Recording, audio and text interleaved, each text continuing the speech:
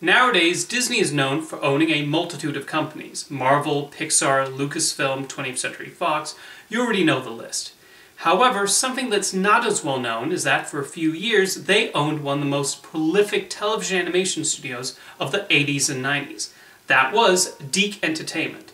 That's right, there was a time when Disney had the rights to Inspector Gadget, What a Mess, Where on Earth is Carmen Sandiego, cartoons based on Super Mario Bros. And Sonic the Hedgehog, and even the American dub of Sailor Moon.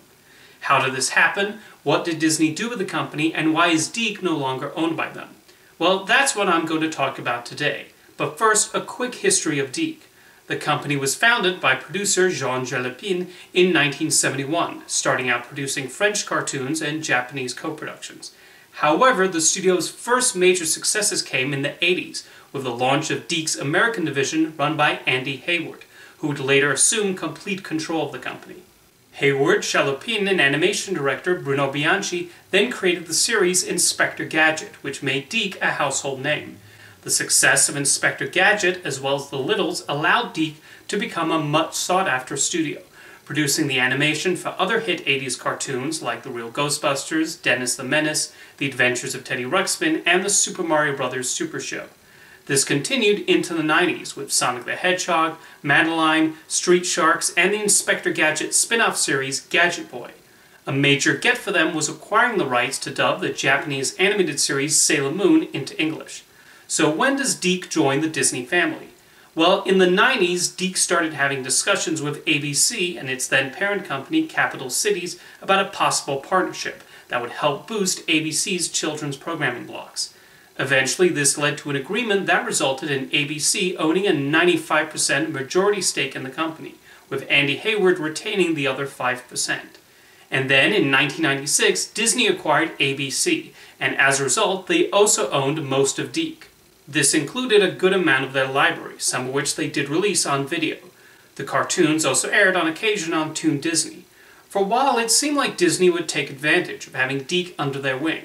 In 1995, DIC Films was created as a way to produce live-action movies, and thanks to the Disney purchase, their first few productions were distributed by the Mouse.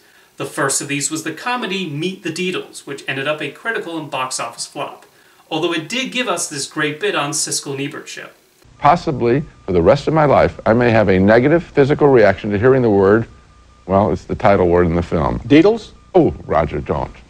Now he knows he can control me, so he's going to start liking this picture. Deedles. Stop it, Roger. Given a lot more higher profile was the live-action film adaptation of Inspector Gadget.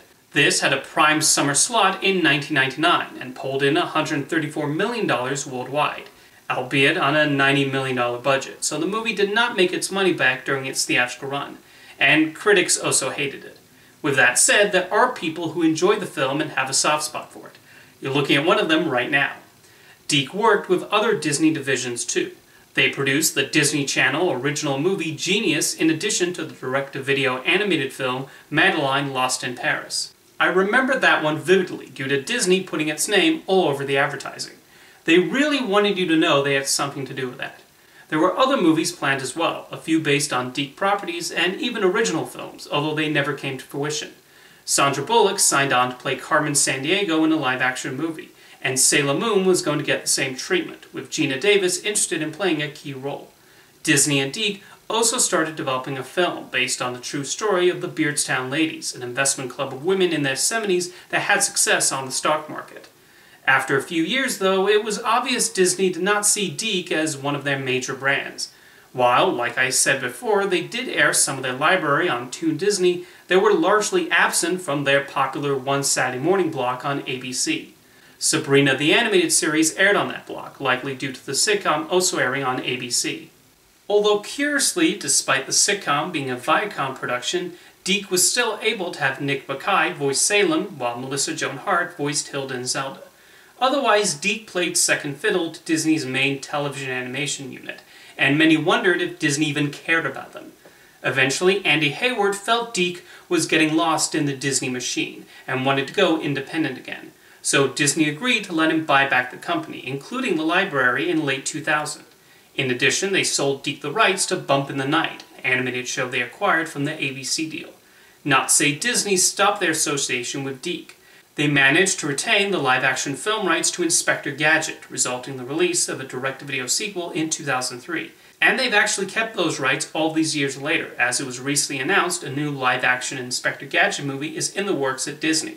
No casting has been announced yet, but I would not be surprised if Bill Hader, Steve Carell, and John Mulaney were at the top of the list. The DIC-produced animated series Mary-Kate and Ashley in Action also aired on one Saturday morning for a single season. DIC kept chugging along for a few years, making shows like Gadget and the Gadgetinis, Liberty's Kids, Sabrina's Secret Life, Trolls, and Sushi Pack.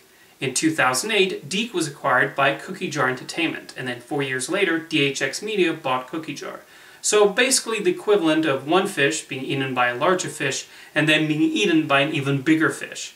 DHX has since changed its name to WildBrain, and they've actually done a good job of making the DIC library easily accessible, mostly by making entire episodes free to watch on YouTube.